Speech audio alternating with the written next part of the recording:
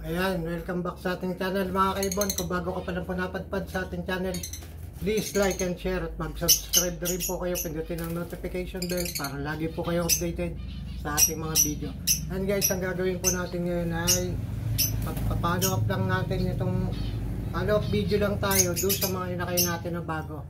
Doon sa parisang back to back viewing, papakita ko sa inyo kung ano ang kinalabasan ng anak nila. Ayan, kunin natin ngayon.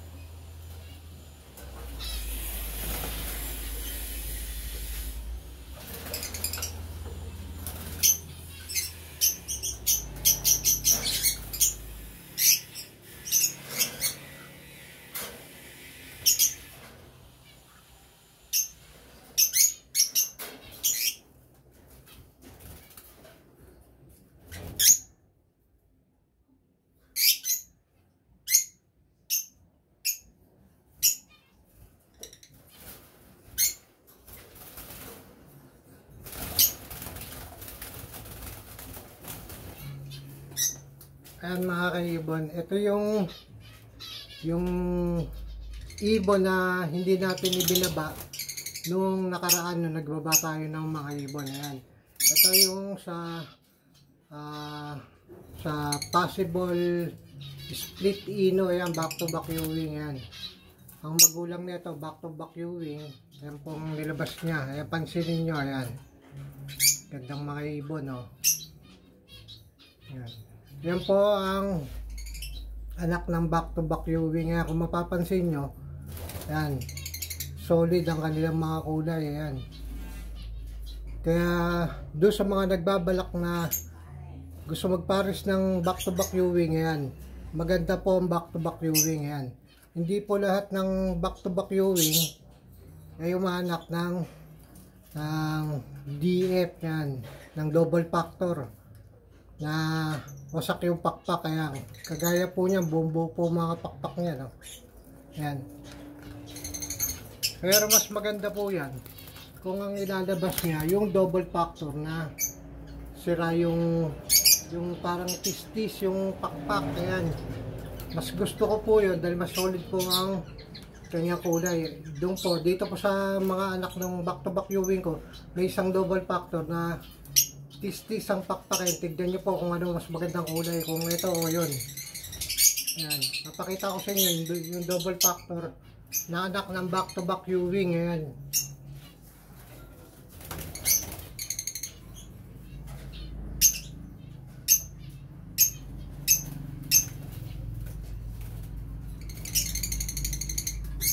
ito ang kulay ng back to back viewing, yung anak ng back to back viewing na double factor. Ayan, yung medyo yung parang nagdinislis yung kanyang pakpak. Ayan, pansinin nyo, mas matingkad ang kulay niya compare dun sa dalawang kapatid niya. Ayan, ayan, kaya doon po sa mga nagbabalak na magpares ng back to back viewing, wag po kayo matakot dahil hindi po lahat ng nilalabas ng back to back viewing ng mga dip ng mga double factor niya tistis ang pakpak. Pero kung ako, mas gusto ko pa nga yung medyo tistis yung pakpak dahil ito, napaka solid ng kulay niya. Yan, maganda pang project to.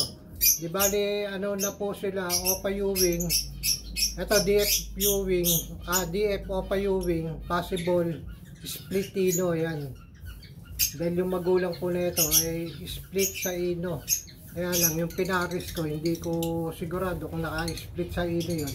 Pero sabi kasi nung nakuhaan natin, naka-split sa ino yun, kaya problema lang, wala silang nilabas. Yan. Ito yung double factor na nagditisis yung pakpak. Yan. Pansinin nyo yung kulay niyan compared doon sa dalawang kapatid niya.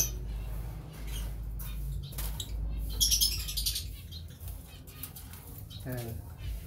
Yan. Ang solid ng kanyang mga kulay, oh. Tatlong U-wing po yan. Ayan. Kasi back to back U-wing ang magulang yan. Parehong green. Green o pa U-wing ang mga magulang. Ayan, oh. Ito mga buo yung pakpak niya.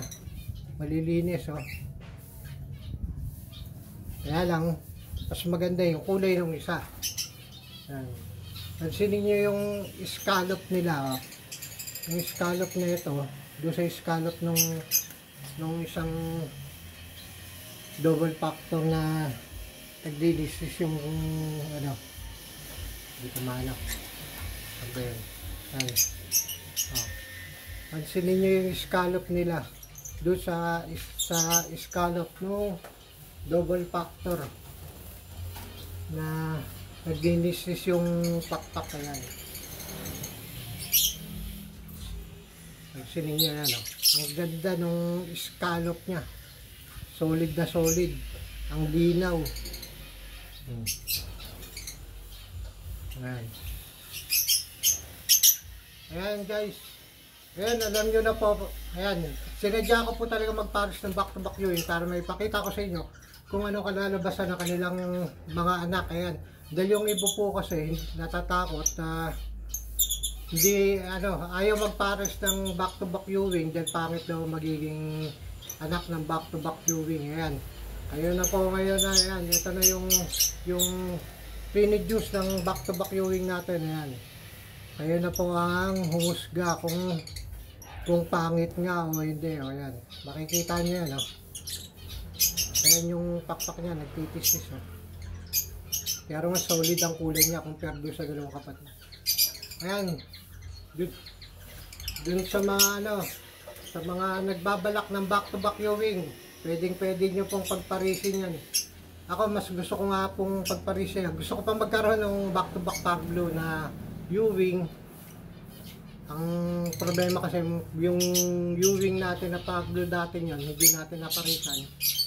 Gawa nung ano, masyadong maselan na yan, hindi makabuo. Kaya tinanggal natin. Pero gusto ko subukan doon sa par blue naman. Ayan. Sa green, marami po tayong green na back to back viewing. Ayan. Ayan. Ito yung sample natin ngayon na napalabas. Ayan. Sa back to back viewing. Ayan. Ibubukod na natin sila guys. Kasi medyo kumakain na sila. Para nang sa ganun, yung mga magulang nila umitlog na uli. Ayan.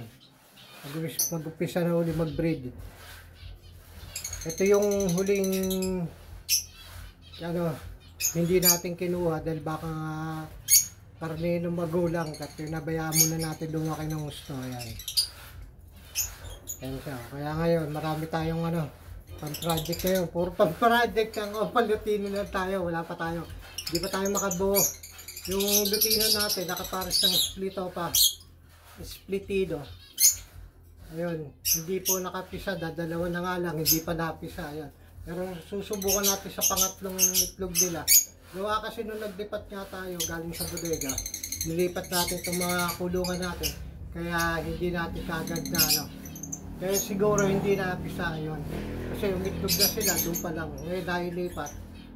Ngayon dito, hindi na sila mabulabog. Kaya sana, sa susunod na itlog nila, makapisa na po sila. Ayun guys. Yan, may idea na po kayo ngayon doon sa mga baguhan lang na nagtatanong kung pwede ang back to back viewing kasi minsan po kasi nabibigyan sila ng informasyon na huwag daw gawin yun, pangit daw po ang magiging anak. Ayan, ako naman po para sa akin gusto ko magpares ng back to back viewing dahil masyadong solid po, maganda pong pang project ang mga nilalabas nila. Ayan, mga solid ang kulay. Ayan guys, lilipat na natin ngayon sila rito sa mga laon ng ano. Dito muna sila.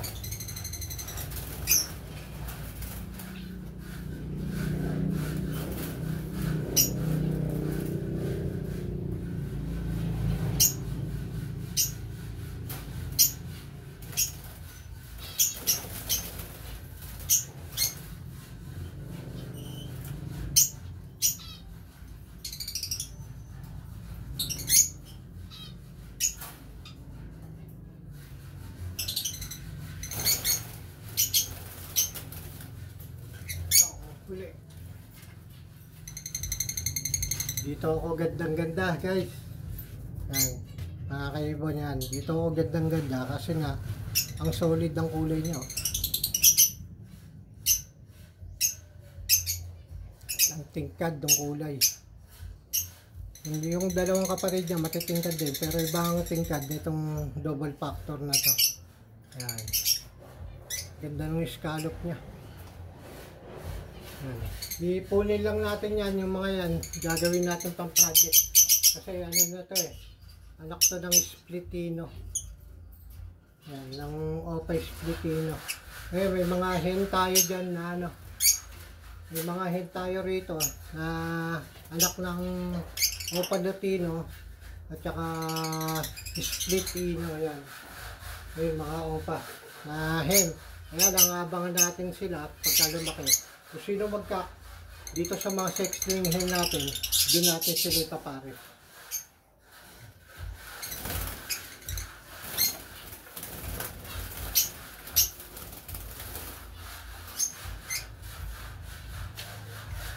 Ayan, doon po pala sa mga nagpapa-shoutout. Ayun, hindi ko po muna kayo ba shoutout, hindi po makasubulat, hindi ko may lista. Napaso po kasi daliri natin, masakit. Hindi naman natin magamit yung kanan natin. Alam nyo naman po kung bakit. Sa susunod po, babawi ako, maglilista tayo doon sa mga isa-shoutout natin. Ayan. Nag-vlog lang po ako para mag-follow up lang po dahil kasi bababaan na po natin itong mga inakay na to. Ayun. Hanggang sa muli po, kung bago ka pa na po napadpad dito sa ating channel, please like and share at mag-subscribe na rin po kayo. Pindutin ang notification bell para lagi po kayo updated sa ating mga video. Ayan. God bless po.